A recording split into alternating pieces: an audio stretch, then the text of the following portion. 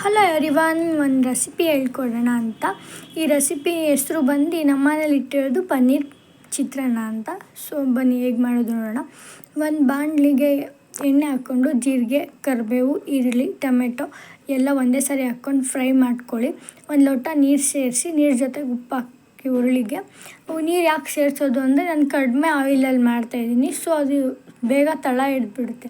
ಹಂಗಾಗಿ ಒಂದು ಲೋಟ ನೀರು ಸೇರಿಸಿ ಅದು ತರಕಾರಿ ಅದು ಟೊಮೆಟೊ ಈರುಳ್ಳಿ ಬೇಯೋವರೆಗೂ ಬೇಯಬೇಕು ಅಂತ ನೀರು ಆ್ಯಡ್ ಮಾಡಿದ್ದೀನಿ. ಅದಾದಮೇಲೆ ಅರಿಶಿನ, ಖಾರದ ಪುಡಿ, ಉಪ್ಪು ಆವಾಗಲೇ ಹಾಕಿದ್ವಲ್ಲ, ಮತ್ತು ಬೇಕಂದರೆ ಆಮೇಲೆ ರೈಸ್ ಆ್ಯಡ್ ಮಾಡ್ಬೇಕಾದ್ರೆ ಆ್ಯಡ್ ಮಾಡೋಣ. ಇವಾಗ ಪನ್ನೀರನ್ನ ಗ್ರಿಲ್ ಮಾಡ್ತಿದ್ದೀನಿ.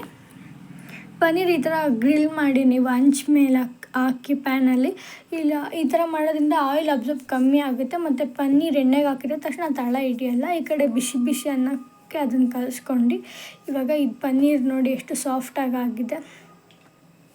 ಇವಾಗ ಇದನ್ನು ಅದಕ್ಕೆ ಆ್ಯಡ್ ಮಾಡೋಣ. ಆಮೇಲೆ ಕರಿಬೇವು, ಕೊತ್ತಂಬರಿ, ಉಪ್ಪು ಎಲ್ಲ ಆ್ಯಡ್ ಮಾಡಿ ಜೊತೆಗೆ ಕಲಿಸ್ಕೊಂಡು ಅದೇ ಥರ ಬಿಸಿ ಇರುವಾಗಲೇ ಒಂದು ಸ್ವಲ್ಪ ಪ್ಲೇಟ್ ಮುಚ್ಚಿ ಒಂದು 10 ಮಿನಿಟ್ಸ್ ಇಡಿ. ಅದಾದಮೇಲೆ ರೆಡಿ ಆಯಿತು ಪನ್ನೀರ್ ಚಿತ್ರಾನ್ನ.